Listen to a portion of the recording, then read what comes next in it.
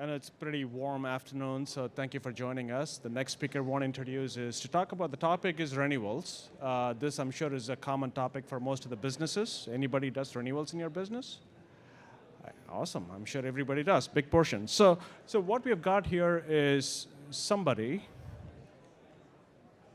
who's a biker chick. I know. So, want to introduce Stephanie, who obviously is a senior director of business information systems at Aspect Software, and she's been a strong champion of Apttus for the last couple of years or so. She's been with Aspect for a couple of years, I've had the pleasure of working with her for the last about 8 to 10 months in helping them get everything back on track. And when she's not riding her bike like this is kind of what she looks like. So it's my pleasure to introduce Stephanie, where she can share her experience with Apttus and CPQ and the renewals process that Aspect Communications goes through. Stephanie? I don't need it. I've actually got this thing. So can everybody hear me? Is anybody melting away? I'm like dying. And now I have lights on me. Great. So good afternoon, everybody. As Srini said, I'm Stephanie Causey, Director of IS Solutions Delivery at Aspect Software. Basically, what Aspect Software does is we deliver contact center solutions. We like to call them customer experience solutions for Fortune 500 companies. As you can see along the bottom there, we're in a lot of different things. We have a lot of different specialties. But one of the things that we've been focused on over the last couple of years is moving from kind of a 20-year set of assets with our customers that were a combination of on-prem software and hardware. Now we're moving into the cloud. So I'm sure you can imagine it's a rather interesting journey. And one of the things that is kind of funding our move into the cloud is all of the renewal business that we have with our on-premise customers. So you can kind of think about, we sell maintenance, right? So this is very common with on-premise software to be able to sell different support plans. If you've got a problem, you can call us and we'll help you solve it. That accounts for right at 47% of our business currently. So it's effectively funding what we're doing as we move into the cloud. You'll see I've got a fish up there. The way that our CEO puts it is we're moving through the belly of the fish. We're in the process of waiting for that inflection point where the cloud revenue goes up and the on-premise revenue comes down. And it's kind of interesting that we have to make sure that we are maintaining our on-premise maintenance revenue so that we can fund that. So just to give you some ideas, some of the challenges that we ran into, one of the very first things that I heard when I joined Aspect on January 6th of 2015 was we don't know what our customers have. We don't know what assets they have. We don't know if we're supporting the right software. I mean, it's not an uncommon thing, and especially we don't know how much they have of anything. So that was a big deal for us that we needed to move towards a solution that was going to give us that full 360-degree view of what our customers have. But I'm sure you can imagine we had some interesting things in place. We had things like exceptionally bad data. I can't tell you how bad our data was. We had very complicated product structures where our customers could have any combination of any number of things, and we sold them some stuff that was about 10 versions back because, oh, they wanted it. Things like that. We also have extremely complex business processes. So we're really bad about kind of sometimes living in silos, and everybody cared about their view. And what that turned into was what we build versus what we sell versus what we invoice, what we fulfill, and what we service. 5 different things. 5 different interpretations of what it is that our customers had. And then you throw in also that we have this extremely strong partner network that is global, that white labels our products. So when we renew with our partners, we can sometimes be renewing anywhere from 10 to 15,000 line quotes. Gets a little bit crazy, I'm sure you can imagine. And then on top of it, kind of the other big issue that we were struggling with is we only knew our renewal funnel at the beginning of the quarter when that renewal was due. we didn't have a picture of what our renewal funnel might look like. So we were constantly trying to figure out, okay, what do we have coming in the given quarter? And we wouldn't know until about a week before the quarter started. So I'm sure you can imagine there were some very big challenges for us. So when we brought in the Apttus solution, we did the easy thing first. Everybody knows new logo's easy, right? Or add-ons or upgrades. Those types of things are easy. And we saved renewals for last. And basically, we had to figure out, how do we co-term? So one of our big challenges is we don't co-term in year 1, we co-term in year 2. Does everybody know what I'm talking about when I talk about co-term? So that's, kind of bringing all of these rows of data together at the end of either the first year or the second year, so that you end up with one asset and quantity instead of multiple rows of your different assets. Now, most of you probably are aware the Apttus toolset out of the box co-terms in year 1. Well, we couldn't have that. We also wanted the idea of being able to automatically renew. So the idea is that when the previous opportunity gets set to closed won, and it goes through the process, gets fulfilled, and comes back, at the moment that it becomes, quote, fulfilled, we automatically wanted to create the next opportunity for a year later. Because we touch our customers at every 1-year anniversary of the last time we talked to them, because you never know. They might want some more stuff, which comes into the upsell and upgrade process. So you're kind of seeing a representation there of what our white space analysis looks like. So one of the other things we needed to be able to do was know what our customers had, so that when we renewed, we knew maybe where we could sell more. How could we deepen our relationship with the customers? Or let's be honest, how could we just sell them more of whatever it was that they had? So what we ended up doing, you can kind of see there's basically a 3-year process there, where, like I said, we started with non-renewal. We went live with the CPQ kind of native pieces of the application first. We also went live with CLM at the same time, but I will be the first to tell you, don't ask me much about it. It's a very skinny implementation. And we also implemented intelligent workflow approvals. So we have extremely complex approvals depending on what it is that's being sold. We then followed that up with renewals in April of last year, and thus began the process of figuring out exactly how bad our data was. I wish I could tell you that it was an easy thing to solve. It was not. We basically used our renewal process to look at every single renewal, make sure that the quantities and the product layout and everything was right, and then we would process the actual renewal opportunity.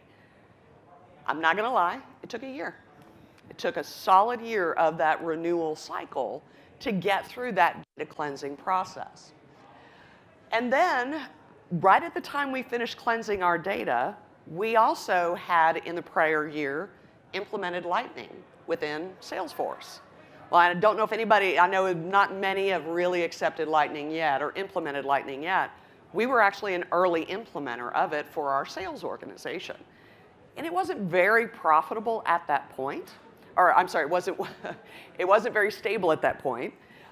And it also didn't work with the version of the CPQ shopping cart that we were wanting to use. And then you compound it with the problems we were having with our rows of data. It got very interesting very quickly.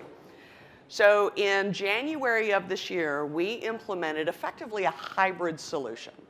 So we are on the Angular shopping cart. We're on the ABO 1.0, so the original ABO, but we've got an Angular skin that sits on top of that ABO, so we can maximize some performance in that new UI framework.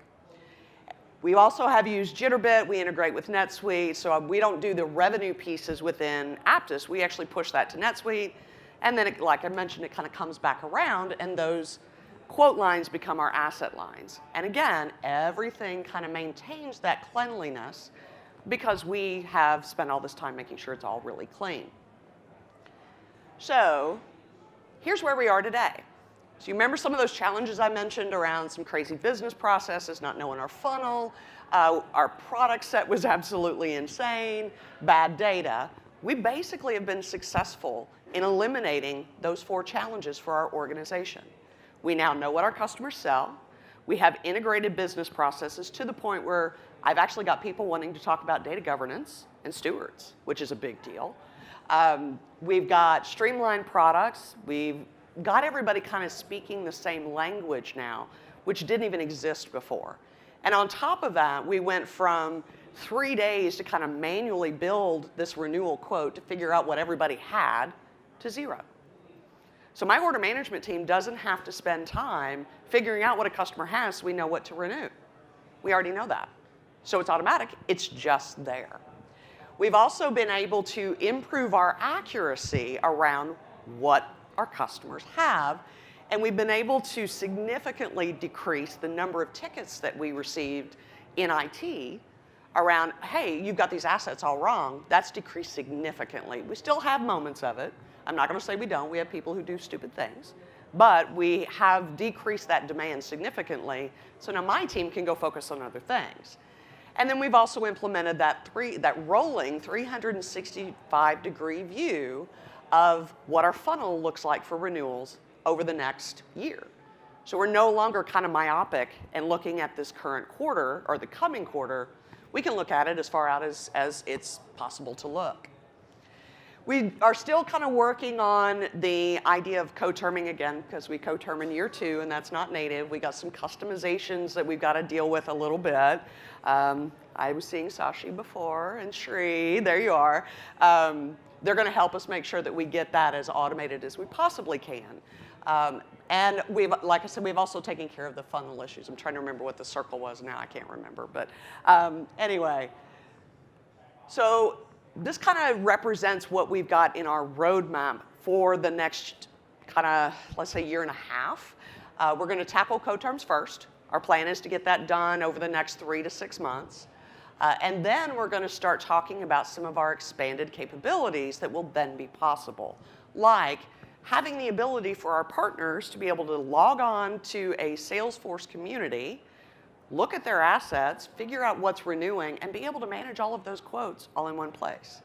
And the one thing we're hoping we might get is visibility into who those customers actually are, because right now we don't have visibility into that. And then ultimately, we're going to get in 2018, Shri keeps promising me, that in 2018, a lot of the things that we've customized, you're going to get to experience too, because it's going to be baked into the native product. So you're going to be able to use things like automatic renewal, and you'll be able to use things like, so I'm hoping maybe co-term in year 2. I'm hoping that will get at least to be a configurable variable. But in 2018, that's when we're going to tackle that situation and hopefully actually get onto a current real version of the Apttus platform. So some of the things that you guys can learn from me, because believe me, it was very painful. Data's key. If you don't know what your customers have, your ability to renew is going to be very limited, because you have to know. Otherwise, how do you know what you're going to actually renew with your customer? I also strongly recommend simplification. I'm a big fan of the KISS method. Keep it simple.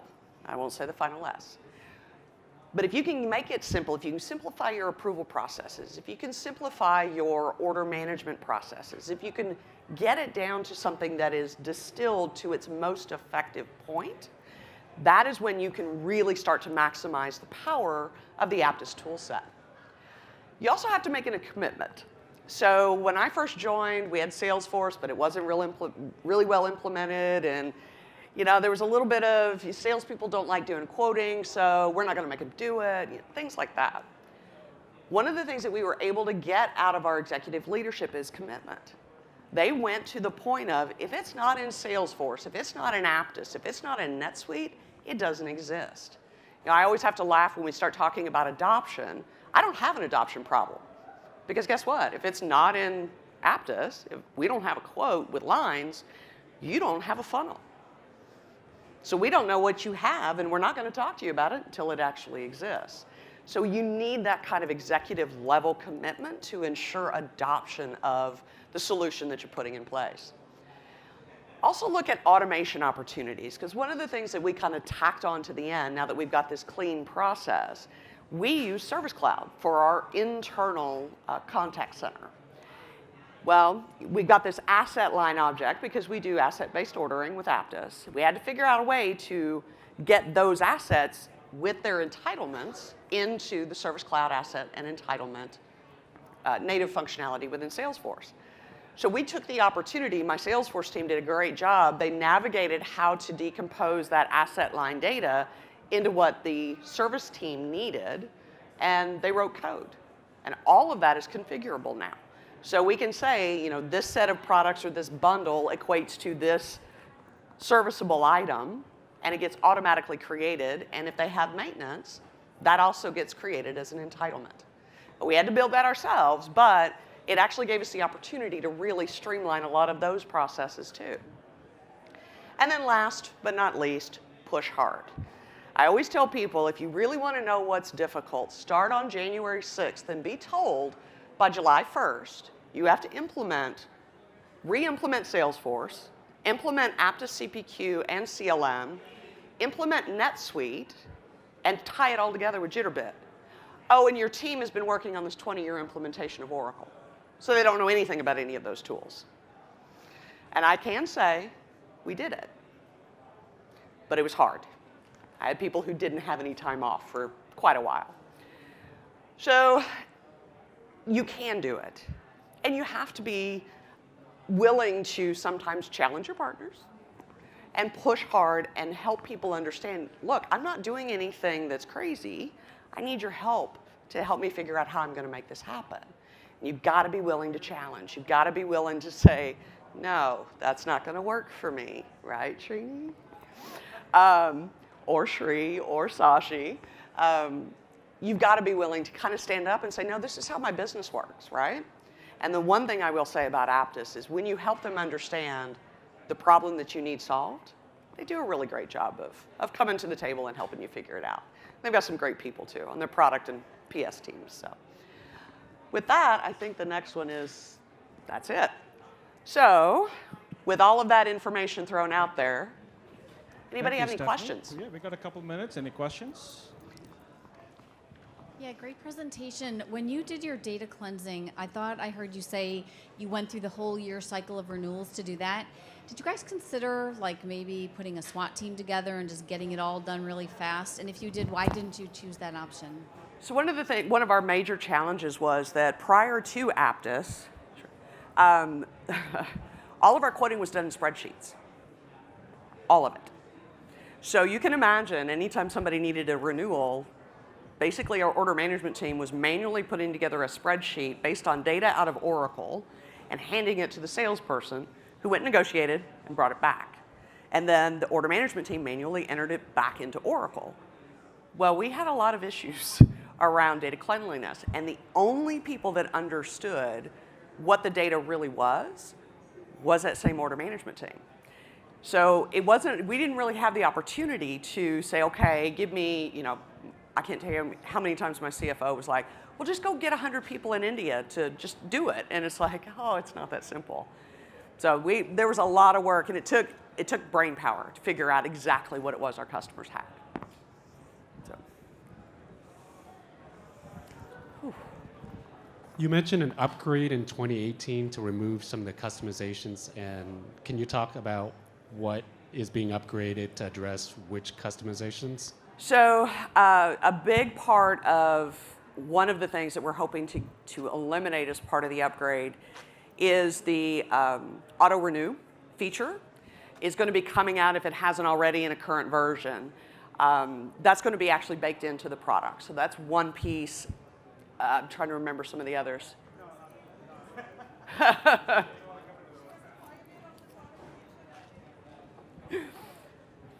here, Shri. Or Shri. Auto renewals is now a part of the product, so you'll get it as a part of the product feature. Thanks to Stephanie for being our early adopter for that. Well, if you want to be specific, it was my idea. There's that. There's the ability to actually spawn multiple records or do that co-terming back into a single record. I'm hoping that that's going to be native in the version by the time we get there. ABO with the Angular platform at the time that we needed to go live, it had rolled out, but it wasn't stable. So we wanted to wait. So we've still got some significant customizations in ABO 1.0 that we're hoping we can go to ABO 2.0 with the Angular environment and eliminate the customizations that are there too. You're welcome. There's more. I'm hot and sweaty and I can't remember at the moment.